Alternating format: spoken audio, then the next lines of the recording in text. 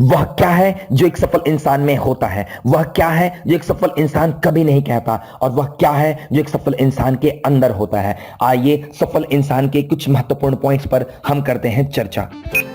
स्वागत है आपके अपने चैनल ऑल इन वन में। सभी तरह की मोटिवेशनल वीडियोस के लिए सब्सक्राइब करें और बेल आइकॉन पर क्लिक करना ना भूलें।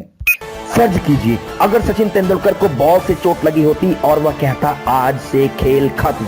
लता मंगेशकर को रियाज के दौरान गले में दर्द होता और वो कहती आज से गायकी बंद। मार्क जुकरबर्ग को कोडिंग करने की वजह से कई बार बेइज्जत होना पड़ा था और इस वजह से वह कहता आज से कोडिंग बंद। न्यूटन को उसके असहज दिमाग की वजह से कई लोगों ने उसे नकारा कहा और उस वजह से वह सब कुछ छोड़ देता तो क्या होता। फिर क्रिकेट का भगवान कहा जाने वाला शख्स ना होता, सुरों की देवी साक्षात सरस्वती ना होती, लोगों को मीलों दूर बैठे मिलाने का द्वार ना खुला होता और ना ही आज की साइंस का अगला अध्याय ही खुल पाता। जी हाँ, ये था उनके अंदर का साहस जिसने हर असंभव काम को संभव करके दिखाया। अगर उनमें डर होता तो वो लकीर के फकीर होते। तो ये साहस सफल इंसान की पहली ताकत होती है। अगर तेंदुलकर ने क्रिकेट के बदले गायकी चुनी होती तो क्या होता। लता मंगेशकर ने गायकी की जगह क्रिकेट चुना होता तो क्या होता। मार्क जुकरबर्ग ने साइंस को चुना होता और न्यूटन ने कोडिंग को चुना होता तो हमारे सामने कोई और ही शख्स होता, ये ना होते। इन लोगों ने अपने प्रोफेशन से कभी इनकार नहीं किया। जो भी किया मन से किया, जो भी किया पूरी तरह डूब कर किया। ना कोई डाउट, ना ही कोई किंतु, ना ही कोई परंतु। तो किसी भी काम के लिए ना कहना सफल इंसान की दूसरी ताकत होती है। कहते हैं निरंतर प्रयास करने से चट्टान के सीने को काट कर भी रास्ता बना सकते हैं, जिसे करके दिखाया दशरथ मांझी ने। कहता था काट के रख दूंगा ए चट्टान तेरे सीने को, और चट्टान उस पर हंसता था और कहता था ऐ तुच्छ तेरी क्या बिसात कि तू मुझे हिला भी पाए। पर उसने 110 मीटर लंबे पहाड़ को भी काट कर रास्ता बना दिया।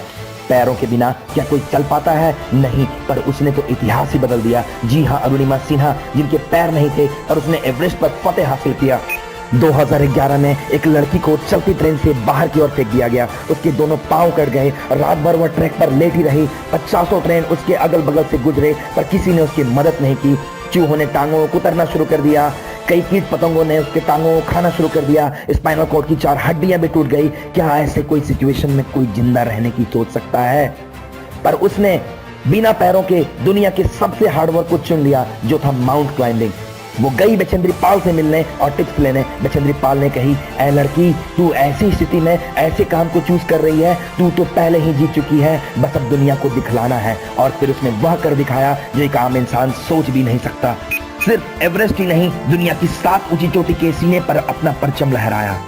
जिनके ना तो हाथ है ना ही पैर, क्या वह कुछ कर सकता है? आप फिर कहोगे ना, मगर हाँ, उसने इन चीजों के अभाव में भी दुनिया को अपना लोहा मनवाया। और वह कोई और नहीं, वह है निक वुजुकिक।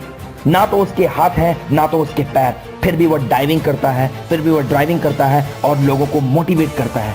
क्या बीतती होगी उन पर जब सैकड़ों लोग उस पर हंसते होंगे, उनको दया का पात्र समझते होंगे, उनके सेल्फ कॉन्फिडेंस की धज्जियां उड़ जाती होंगी, वो हर वक्त होपलेस रहते होंगे। मगर एक चीज जिन्होंने उन्हें यह करवाया वह थी उनकी जिद कि इससे कम में मानेंगे नहीं। और यह है वह तीसरी चीज एक सफल इंसान की जो उनके अंदर होती है, जिसे कहते हैं जिद।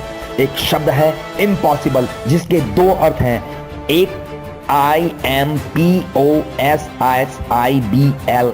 इम्पॉसिबल, जिसका मतलब है हो ही नहीं सकता, कितनी भी जुगत लगा लो। और एक अर्थ होता है I am possible, मैं हूं तो ये होगा। कैसे नहीं होगा? या तो तोड़ दूंगा या मर जाऊंगा, मगर अपने जीते जी उसे जीतने नहीं दूंगा। जो मैंने ठाना है उसे करके दिखाऊंगा।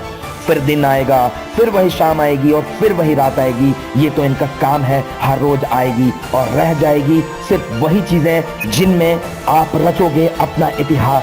तो फिर देरी किस बात की? लग जाओ जो तुमने सोचा है, रंग दो अपनी दुनिया को अपने मेहनत और कर्म से, टूट कर चूर हो जाओ सपनों को सजाने में, क्योंकि नई सुबह उन्हीं होती है जिनकी उड़ान बहुत लंबी होती है। जय हिंद, जय भारत।